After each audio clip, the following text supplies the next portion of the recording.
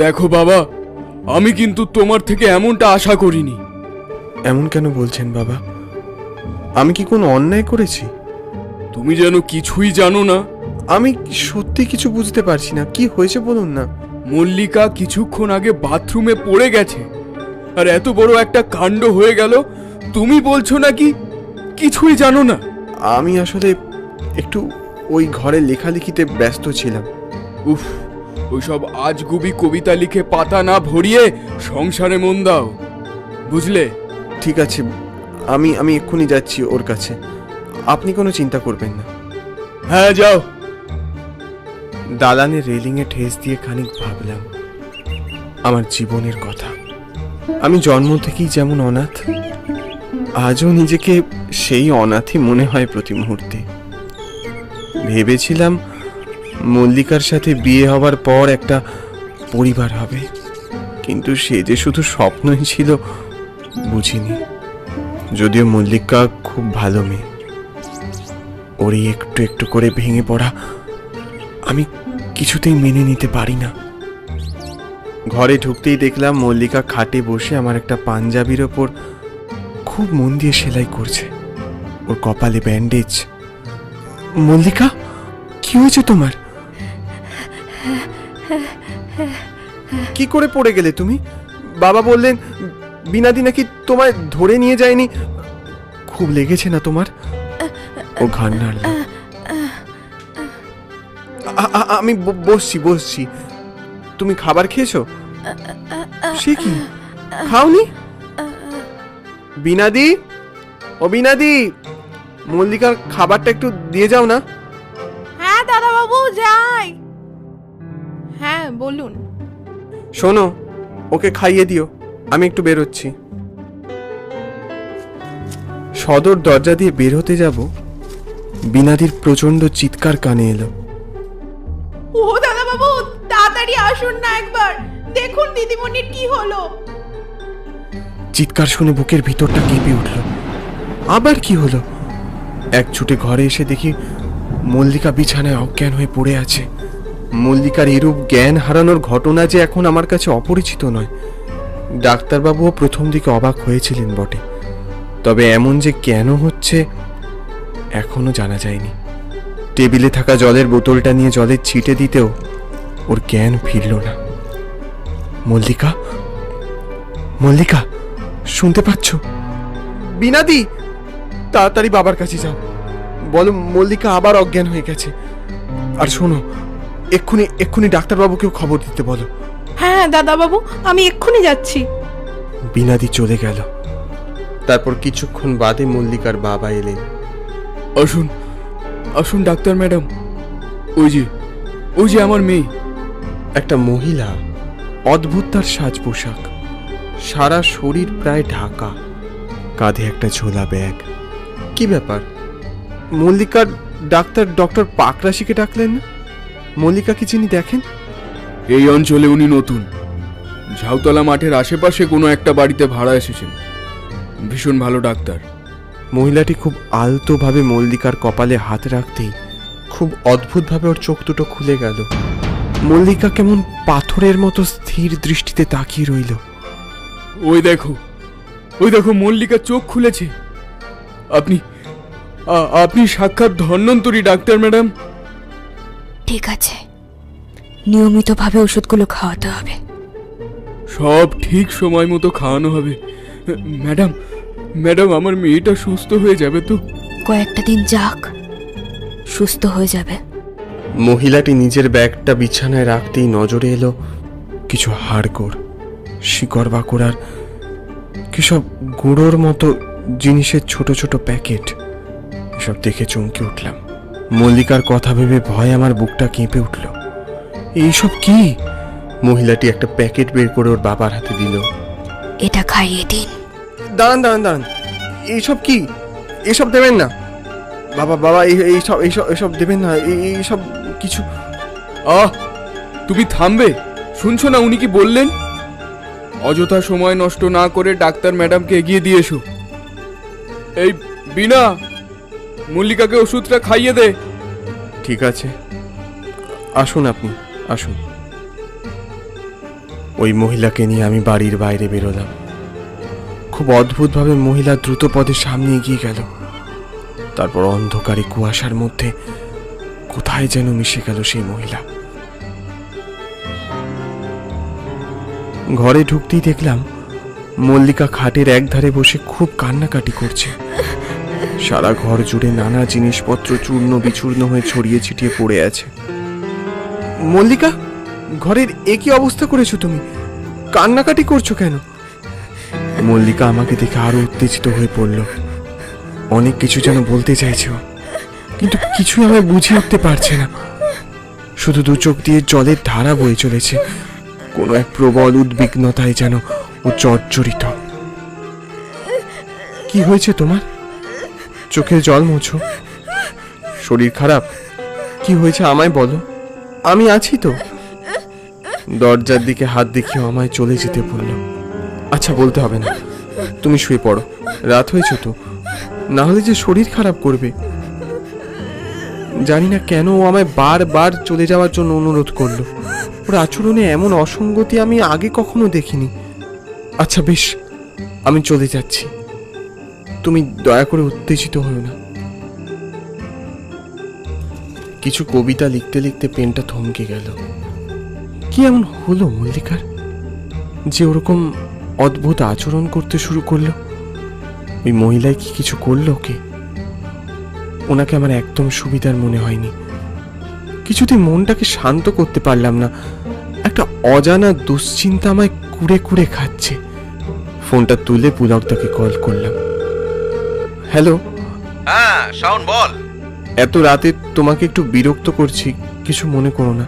তুই না শাওন, আবার শুরু করলি? হ্যাঁ, কি হয়েছে বলতো? শুনলাম ঝাউতলার মাঠের কাছে আশপাশে কোনো একটা বাড়িতে এক মহিলা ডাক্তার ভাড়া এসেছেন। একটু খোঁজ নিয়ে জানাবে আমায়? আচ্ছা আচ্ছা, আমি কাল গিয়ে খোঁজ নেব। কাল নয় পুলকদা, আজই, খুব আর্জেন্ট। একটু সাহায্য করো, আমি তোমায় পরে সব বলবো। আহা, এত রিকোয়েস্ট করছিস কেন? কোনো খবর পেলে তোকে নিশ্চয়ই জানাচ্ছি। আচ্ছা পুলকদা, খুব উপকার করলে। বেশ বেশ, আমি দেখছি। শাওন তো এখানেই বলল, কিন্তু বাড়িটা তো বহুদিন ধরেই পরিত্যক্ত, আর জনমানবহীন এই অঞ্চলে ছড়িয়ে ছিটিয়ে থাকা দু একটা বাড়ির দূরত্ব নেহাত কম নয়। যাই তো, একবার বাড়িটার কাছেই যাই। দরজার যা অবস্থা, এ তো ধাক্কা দিলেই ভেঙে পড়ে যাবে। বেলটা একবার বাজিয়েই দেখি তো, যদি কারো সাড়া পাই। এই তো, বেলটা কাজ করছে। এ কি, দরজাটা তো খুলে গেল, কিন্তু কাউকেই তো দেখতে পাচ্ছি না। বাড়িতে কি কেউ আছেন?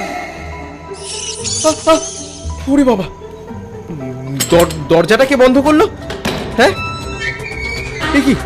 এ কি দরজাটা খুলছে না কেন? এ কি, আমি কোথায় ভেসে গেলাম? কেউ আছো? কি দরজা খুলছে না? যাক, মল্লিকা ঘুমিয়ে পড়েছে, শান্তি। চাদরটা দিয়ে ওকে ঢেকে আলো নিভিয়ে ঘর থেকে বেরিয়ে এলাম। সময় তো বইই চলেছে, কিন্তু পুলকদার কোনো খবর নেই। একবার আমি ফোন করি, আর কতক্ষণই বা অপেক্ষা করব? পুলকদা ফোন ধরছে না কেন? প্রায় আধ ঘন্টা চেষ্টা করেও কোনো ফল হলো না। মনে সংশয় হলো যে পুলকদার আবার কোনো বিপদ আপদ হলো না তো। সাইকেলটা নিয়ে বেরিয়ে পড়লাম।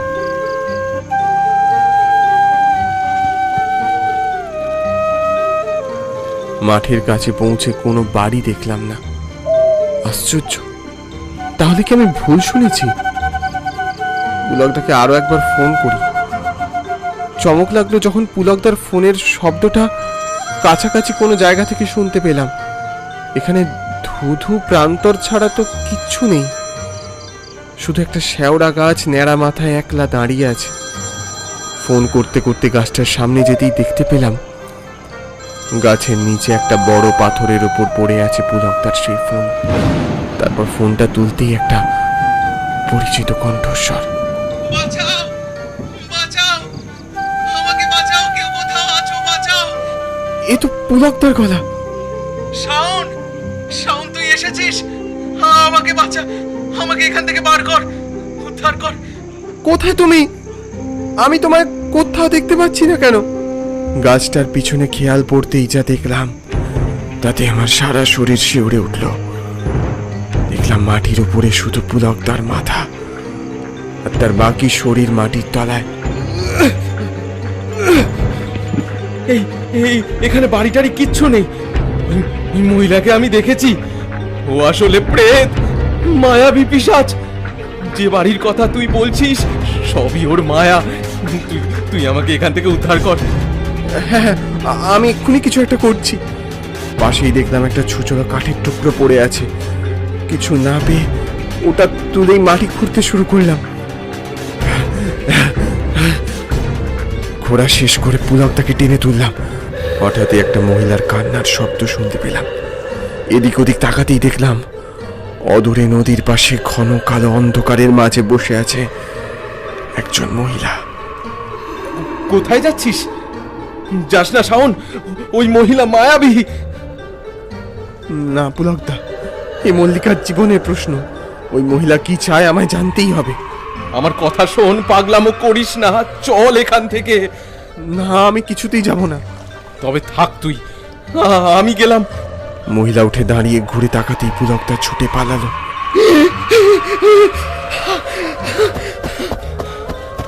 আর এক মুহূর্ত এখানে নয়, এই ভৌতিক জায়গা থেকে এক্ষুনি পালাতে হবে। যেও না, যেও না, আমার মেয়েটাকে তুমি বাঁচাও। কিচ্ছু বোধগম্য হলো না। মেয়ে? কার মেয়ে? মল্লিকা। মল্লিকা? কি বলছেন আপনি? আমি ওর মা। আমার মেয়ের এই দুর্দিন আমার অতৃপ্ত আত্মা আর সহ্য করতে পারছে না। ওই দেবেন চক্রবর্তী আমাকে শেষ করেছে। এখন আমার মেয়েকেও মেরে ফেলার ষড়যন্ত্র করছে। কি বলছেন? মল্লিকার বাবা? এক মুহূর্তের জন্য মনে হলো এইসব যেন দুঃস্বপ্ন। তুমি তো ওকে ভালোবাসো বাবা। তুমি ওকে রক্ষা করো, আর ওই লোকটাকে শাস্তি দাও। ও পিশাচ, খুনি। বেঁচে থাকতে ও আমার সারা জীবন নষ্ট করেছে। এখন নিজের কুকর্ম ঢাকার জন্য ফুলের মতো মেয়েটার দিকে হাত বাড়িয়েছে। আমার বাবা কত সাধ করে ওর সাথে আমার বিয়ে দিয়েছিল, আমাদের সোনার ব্যবসার দায়িত্ব দিয়েছিল, কিন্তু ওর এত লোভ, ও সোনা পাচার শুরু করে। পুলিশ ধরেও নিয়ে যায় ওকে। আমার বাবাই ছাড়িয়ে আনেন। বাবা মারা যাওয়ার পর ও আরো ভয়ঙ্কর রূপ নিতে শুরু করে। এরপর থেকে শুরু হয় আমার উপর নৃশংস অত্যাচার। রাগের মাথায় একদিন ও আমাকে অ্যাসিড ছুঁড়ে মারে। এই লজ্জা ঢাকতে আমি নদীতে ঝাঁপ দিই। ছোট্ট মেয়েটা আমার ভালোবাসা কোনো দিন পাইনি। ওর দ্বিতীয় পক্ষের বউয়ের কথা কেউ জানে না, সেখানে থাকে না। এখনো মল্লিকাকে বঞ্চিত করে ওদের সব সম্পত্তি দিয়ে দিতে চায়। আর তাই মল্লিকাকে ভুল ওষুধ খাইয়ে অসুস্থ বানিয়ে রেখেছে। এমনকি ওকে মারতেও চায়। অনেক দিন ধরে ভুল ওষুধ দিয়ে তিলে তিলে শেষ করছে। এরপর আমি ছদ্মবেশে এই গ্রামে আসি, আর ঠিক তাই ও আমার কাছে আসে যাতে গুণ করে মল্লিকাকে পুরোপুরি মেরে ফেলা যায়, তার জন্য। সবকিছু শুনে আমার পায়ের তলার মাটি যেন সরে গেল। কি বলছেন আপনি?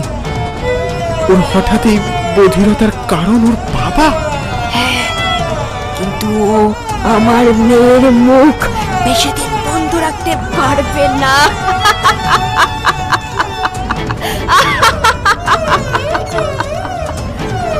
আজ আমি ওই বাড়িতে এই জন্যই গিয়েছিলাম। মানে মল্লিকা আবার কথা বলবে? বলবে, সেটাই তো ভয়।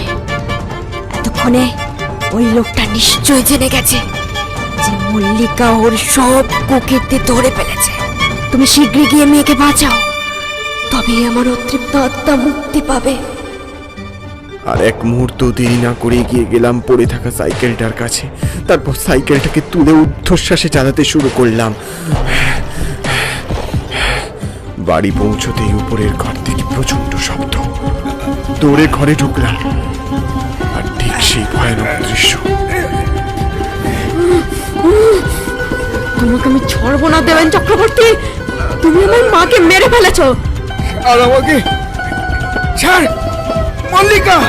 মল্লিকা, কি করছো? ছেড়ে দাও ওনাকে, ছেড়ে দাও।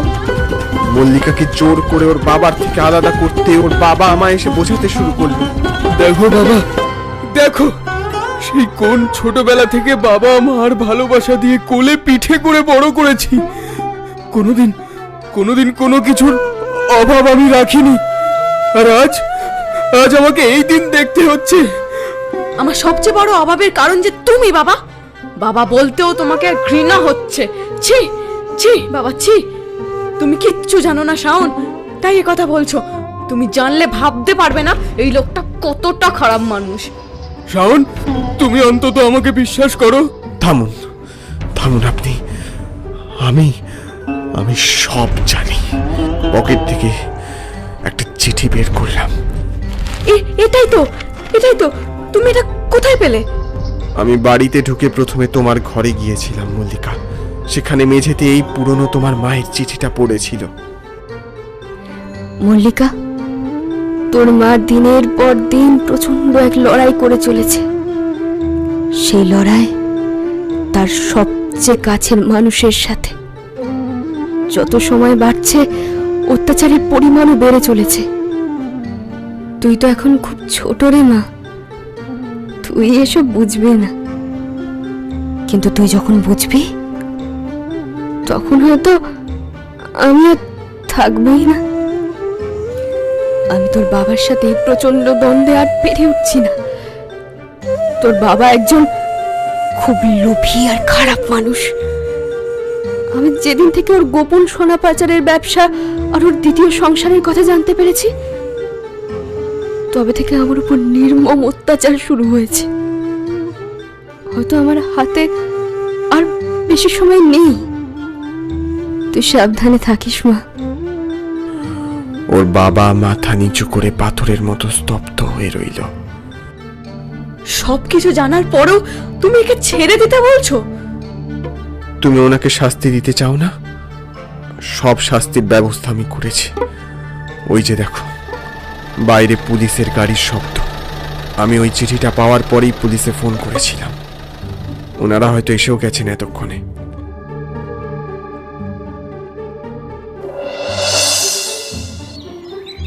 পরদিন মল্লিকার মায়ের শ্রাদ্ধের আয়োজন সারা বাড়ি জুড়ে। সেই ব্যস্ততার মধ্যেই আমি আছি। কাজ শেষ হলে আমরাও এই বাড়ি থেকে রওনা দেব। মনে হচ্ছে আমাদের উভয়ের জীবনের উপর থেকে একটা ঘন কালো ছায়া কেটে গিয়ে এক রৌদ্রোজ্জ্বল দিনের আবির্ভাব